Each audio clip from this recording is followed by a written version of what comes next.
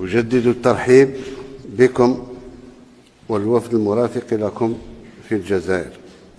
جمهورية فنزويلا التي نتقاسم معها رصيدا ثريا من العلاقات التاريخية، علاقات طبعها الدفاع عن القضايا العادلة في العالم وعن حقوق الشعوب في الحرية والتنمية، كل هذا بعيدا عن الرواسب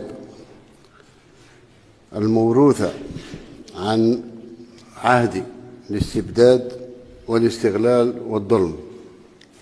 فنزويلا والجزائر تشتركان في نضال شعبيهما من أجل الحرية ومناهضة الظلم والاستعمار، ويجمع بيننا حتى يوم استقلال، نحتفل بالاستقلال.